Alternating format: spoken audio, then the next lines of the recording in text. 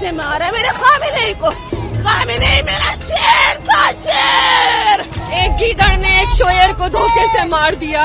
इस अजीम लीडर की मौत हम भूले नहीं है। यही कहना चाहती हूँ, आपको इतनी तकलीफ हो रही है खामनेई की मौत पे, जिसने इजराइल में इतना आतंक मचा रखा था और इतनी महिलाओं को मरवा दिया था, तो आप खामनेई की मौत पे आंसू बहाने के लिए उसके पास ही क्यों नहीं चली जाती हैं? यहाँ पे क्यों शोक सभा इकट्ठा कर रही हैं 3 दिन की? चाहती हो कि वहाँ की औरतें क्या झेलती हैं? बुरके के नाम पे उनकी हत्या कर दी जाती है, उनको पढ़ने नहीं दिया जाता है, उनको सुकून से जीने नहीं दिया जाता है, उनकी स्वतंत्रता पे कितनी रोक है। तब तुम्हें पता चल रहा है, तुम्हें भारत देश में सब कुछ मिल रहा है, खानों को मिल रहा है, आज़ादी मिल रही है, फ़ोन चलाने को मिल रहा है, पूरी मौज मस्ती मिल रही है, सब कुछ है। उसके बाद तुम्हें अगर ऐसा लग रहा है कि तुम्हें उनके लिए रोना चाहिए, तो ये बहुत ही निंदनीय कृत्य है। ये बिल्कुल भी शोभा नहीं देता है। हर बारी ऐसा होता है। ये जो नाटक और ड्रामा नौटंकी चल रही है ना इन महिलाओं के द्वारा, इन पुरुषों के द्वारा, कि कोई मुस्लिम लीडर मारा गया, किसी मुस्लिम देश के ऊपर बम स्ट्राइक हुई तो तुम्हें तकलीफ़ हो रही, तुम आंसू बहा रहे हो,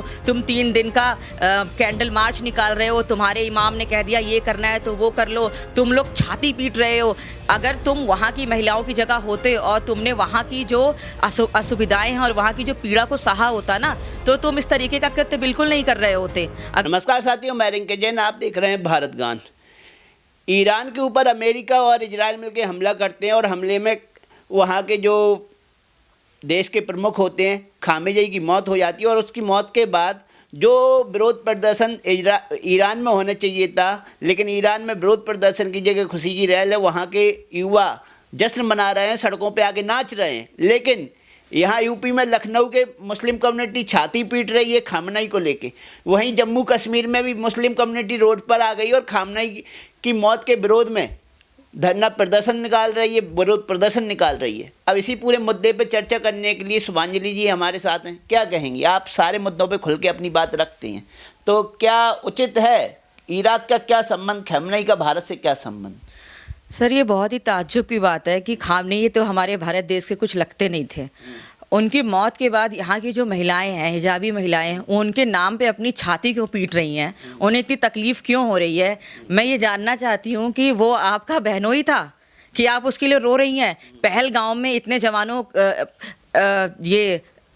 हमारे जवानों की इतनी हत्याएं हो जाती हैं, स्ट्राइक में इतने जवान मारे जाते हैं, पहलगाम में धर्म देखकर उनकी हत्याएं कर दी जाती हैं आतंकवादियों के द्वारा। तब तो आप तो कोई रोड पे नहीं आती हैं। आपको तो कुप्रथा में ही जीना है, आपको हिजाब में ही जीना है, आप अत्याचार में जीना चाहती है। मैं तो आपसे यही कहना चाहती हूँ, आपको इतनी तकलीफ़ हो रही है खामनेई की मौत पे, जिसने इजराइल में इतना आतंक मचा रखा था और इतनी महिलाओं को मरवा दिया था, तो आप खामनेई की मौत पे आंसू बहाने के लिए उसके पास ही क्यों नहीं चली जाती हैं? यहाँ पे क्यों शोक सभा इकट्ठा कर रही हैं 3 दिन की? लखनऊ के इमाम बाड़े को आप अगर ईरान का स्वरूप देना चाहती हैं तो यहाँ पे ऐसा नहीं हो पाएगा। बहुत ही निंदनीय है ये। फ्रीडम ऑफ स्पीच के नाम पे, फ्रीडम ऑफ एक्सप्रेशन के नाम पे आप कुछ भी नहीं कर सकते हैं कि आप हिजाब में होकर भी आप इस तरीके का कृत्य कर रही हैं। ये बहुत ही गलत है। बस इतना जानना चाहती हूँ मैं कि ये क्यों हो रहा है। लेकिन जिस तरीके से विरोध प्रदर्शन निकल रहे हैं वो पहली बार नहीं है। इसके पहले भी ईरान पे हमला किया था अमेरिका ने, तब भी इसी तरीके की इन लोगों ने प्रोटेस्ट निकाले थे, विरोध प्रदर्शन किए थे, रैलियां निकाली थी।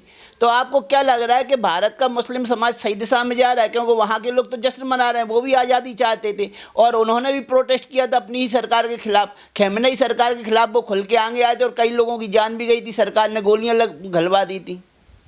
देखिए, मुद्दा ये है ना कि जब आपको आराम से सारी सुविधाएं सब कुछ मिल जाता है ना, तो इंसान का दिमाग ख़राब हो जाता है। जो हमारे भारत देश के कट्टरपंथी है ना, उनका दिमाग ख़राब हो चुका है। वहाँ के जो भारत देश से अलग मुस्लिम देश हैं, वो क्या तकलीफ़ें झेल रहे हैं ऐसे लीडर की वजह से, इस चीज़ को ये महसूस नहीं कर सकते हैं। तो ये जो नाटक और ड्रामा नौटंकी चल रही है ना इन महिलाओं के द्वारा, इन पुरुषों के द्वारा, कि कोई मुस्लिम लीडर मारा गया, किसी मुस्लिम देश के ऊपर बम स्ट्राइक हुई तो तुम्हें तकलीफ हो रही, तुम आंसू बहा रहे हो, तुम 3 दिन का कैंडल मार्च निकाल रहे हो, तुम्हारे इमाम ने कह दिया ये करना है तो वो कर लो, तुम लोग छाती पीट रहे हो। अगर तुम वहाँ की महिलाओं की जगह होते और तुमने वहाँ की जो असुविधाएं हैं और वहाँ की जो पीड़ा को सहा होता ना, तो तुम इस तरीके का कृत्य बिल्कुल नहीं कर रहे होते। अगर तुम महसूस करना चाहते हो कि वहाँ की औरतें क्या झेलती हैं, बुर्के के नाम पे उनकी हत्या कर दी जाती है, उनको पढ़ने नहीं दिया जाता है, उनको सुकून से जीने नहीं दिया जाता है, उनकी स्वतंत्रता पे कितनी रोक है, तब तुम्हें पता चल रहा है तुम्हें भारत देश में सब कुछ मिल रहा है, खाने को मिल रहा है, आज़ादी मिल रही है, फ़ोन चलाने को मिल रहा है, पूरी मौज मस्ती मिल रही है, सब कुछ है। उसके बाद तुम्हें अगर ऐसा लग रहा है कि तुम्हें उनके लिए रोना चाहिए तो ये बहुत ही निंदनीय कृत्य है, ये बिल्कुल भी शोभा नहीं देता है। हर बारी ऐसा होता है। और जब भी कोई मुस्लिम लीडर मरता है, हमारे जेपी अब्दुल कलाम की मृत्यु हुई थी, तब तो आपने कोई शोक सभा इकट्ठी नहीं की थी, तब तो आपने कैंडल मार्च नहीं निकाला था, तब तो आपके इमाम ने आपको नहीं बोला था कि हम 3 दिन का इमाम बाड़ा में शोक सभा एकत्रित करेंगे और आप लोग आइए और अपनी छाती पीटिए और रोक दिखाइए भारत देश को कि हमें इस्लामिक देश से कितनी मोहब्बत है। अभी आप यहाँ पे आपका बहनोई लग रहा था, वो आपका क्या लग रहा था, सगा लग रहा था वो आपका। कहने में ये शब्द बहुत तीखे लगते हैं, मैं ऐसे शब्दों का इस्तेमाल नहीं करना चाहती हूँ, मुझे अपनी प्रतिष्ठा का बहुत सम्मान है, लेकिन आप लोग को सोचना चाहिए कि आप भारत देश में रहते हैं, भारत देश का खाते हैं, यहाँ की हर एक वस्तुओं और रिसोर्सेज का यूज़ करते हैं, और गुणगान किसका गाते हैं? उनका करते हैं जो आतंकवाद फैला रहे थे, जिन्होंने मासूम बच्चों और महिलाओं को अपना निशाना बनाया, उनकी हत्या कर दी, उनको मार दिया। वहाँ की महिलाओं पे कितनी ज़्यादा कठोर कट्टरपंथी रूल रेगुलेशन चालू किया। आप क्या उस समाज में जी रही हैं? नहीं जी रही हैं। आप एक डेमोक्रेटिक कंट्री में जी रही हैं, आपको सारी सुविधाएं मिल रही हैं, आपको सब कुछ मिल रहा है जो आपको चाहिए, इसीलिए आपका दिमाग खराब हो गया है। हमारे हिंदी भाषा में कहते हैं आपको चर्बी चढ़ गई है, इसीलिए आप छाती पीट रही हैं खामनेई जैसे एक आपराधिक लीडर पे। मैं तो यही कहना चाहती हूँ। कहा चर्बी चढ़ गई है, चर्बी तो जो वहाँ उनकी उतर गई है, वो तो भारत से कह रहे हैं हमें डिकोड करके बुलाओ, भारत बुलाओ, हमें युद्ध में हम मारे जाएंगे, खतरा मंडरा रहा है उनके ऊपर। वो भारत के प्रधानमंत्री से अपील कर रहे हैं, भारत के नागरिक जो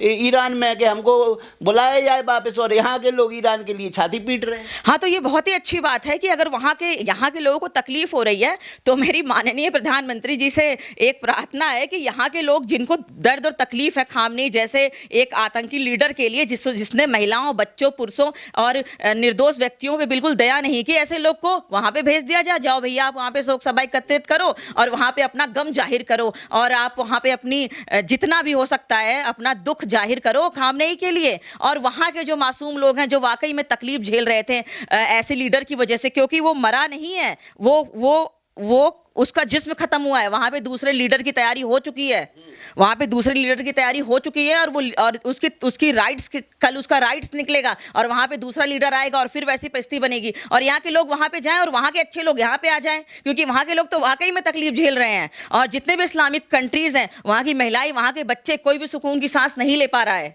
सुभानी जी, अभी हम यति नरसिंहानंद का इंटरव्यू करके आए तो उनका सीधा सा कहना है कि वहाँ तो एक खैमनई था, यहाँ तो भारत में तो हर मुस्लिम घर में खैमनई पल रहा है, बढ़ रहा है और आतंक मचा रहा है। हाँ, तो बिल्कुल हर मस्जिद, हर इमाम और हर मदरसे में एक एक खामनेई बैठा हुआ है जो सिर्फ यही शिक्षा देता है कि आप मारो मरो। आप इन बच्चों से पूछ लीजिए जो मदरसे में पढ़ते हैं, ऐसे बच्चों को प्रेसिडेंट का नाम भी नहीं पता होता है। उनको सिर्फ इतना पता होता है मारो मरो, कैसे मरो, क्या करो। उनको पहाड़े टेबल तक नहीं आते हैं। उनको सिर्फ एक ही चीज़, उनको धर्म का, कट्टरपंथी का पाठ पढ़ाया जाता है। तो जो आप बात कर रहे हैं साधु महाराज जी की, वो बिल्कुल सही कह रहे हैं। हर एक जगह पे एक एक खामनेई बैठा हुआ है। लेकिन अगर लोगों की विचारधारा ये है जो कट्टरपंथी हैं कि हमारे देश में ये सारी नाटक नौटंकी चल जाएगी और आप खामनेई के नाम पे आंसू बहाकर लोगों को ये दिखाएंगे कि आप बहुत ही स्वतंत्र विचारधारा के और बहुत ही दिल के कमज़ोर व्यक्ति हैं जो उस खामनेई के मौत पे आंसू बहा रहे हैं, तो मैं आपसे बस इतना प्रश्न करना चाहती हूँ कि पहलगांव में इतने मासूमों की हत्या हुई, उसके लिए आपके आंसू कहाँ गए थे? इतने स्ट्राइक्स में हमारे बंधु भाई, किसी का बाप, किसी का भाई, किसी का पति मारा जाता है, तब आप क्यों नहीं रोती? तब आपके दिल में दर्द क्यों नहीं होता है? लेकिन सवाल तो ये भी है कि हो सकता है जो कट्टरपंथी इस्लामिक लोग आज खैमनई का समर्थन करने लखनऊ या जम्मू कश्मीर की रोडों पर उतरे हुए हैं और कुछ हिजाबी महिलाएं भी उतरी हैं, तो हिजाबी महिलाएं उसके समर्थन में इसलिए हैं, वो नहीं चाहती बुर्का ख़त्म हो, बुर्का पर्दा ख़त्म हो, वो नहीं चाहती इस्लामिक कट्टरता ख़त्म हो, वो तो वैसी गुलाम बन के रहना चाहती हैं। जो महिलाएं गुलाम बन के रहना चाहती हैं और कट्टरवादी विचारधारा का समर्थन करती हैं तो वो तो कभी नहीं चाहेंगे बुर्का पर्दा ख़त्म हो, हलाला जैसी कुप्रथा ख़त्म हो। लेकिन जो ईरान की विकसित सोच वाली महिलाएं हैं, जो विकासशील सोच वाली महिलाएं हैं, वो तो कह रही थी खमनाई से हमें छुटकारा चाहिए, हमें भी जीने की आज़ादी चाहिए, बुर्का नहीं चाहिए, हमें सिगरेट पीना है, हमें भी और तरह की स्वतंत्रता चाहिए। देखिए, हम मॉडर्न इंडिया में जी रहे हैं और मॉडर्न इंडिया में रहने वाला हर व्यक्ति एक अच्छी सुविधा, एक अच्छी एजुकेशन और एक अच्छी हेल्थ और स्वतंत्र विचारधाराओं को क्लेम कर सकता है और करता भी है। लेकिन जो ये हिजाब में रहने वाली महिलाएं हैं, इनका जो हर इमाम और इनके जो गुरु होते हैं, धर्म गुरु, इन्होंने इनके दिमाग में इस तरीके की छवि वो कर रखी है परिवर्तित कि जो भी है हिजाबी है, जो भी है कट्टरपंथा है वो है, और जो भी है हलाला है। इन विचारधाराओं में ही तुम्हारे ऊपर भगवान की, खुदा की नज़र होगी। तो ये सारी विचारधाराएं ये बहुत ही गलत है और वो उसी विचारधाराओं में जी रही हैं, इस वजह से उनके ये आंसू निकल रहे हैं। लेकिन जो युद्ध हो रहा है वो कट्टरपंथी ताकतों के खिलाफ ही हो रहा है और वहाँ की जनता ने भी कट्टरपंथी ताकतों को और सरकारों को नकार दिया। तब अमेरिका और इजराइल से उन्होंने मदद के लिए हाथ आगे बढ़ाया और इजराइल और अमेरिका संयुक्त प्रयास से युद्ध छोड़ दिए। मतलब वहाँ तो जश्न मनाया जा रहा है। नहीं तो यहाँ की महिलाओं को देखना चाहिए ना कि वहाँ जश्न मनाया जा रहा है कि ये कट्टरपंथी विचारधाराएं कितनी ज़्यादा दुखदायी होंगी। ये कट्टरपंथी विचारधाराएं कितनी ज़्यादा दुखदायी होंगी कि वहाँ की महिलाएं और वहाँ के पुरुष, वहाँ के बच्चे जश्न मना रहे हैं खामनेई के खिलाफ और यहाँ के मूर्ख लोग, यहाँ के मूर्ख कट्टरपंथी रो रहे हैं। आपको तो फर्क ही नहीं समझ में आ रहा है। इसका मतलब आपकी लिटरेसी लेवल कितना कम है, आप बिल्कुल विचार ही नहीं कर पा रहे हैं।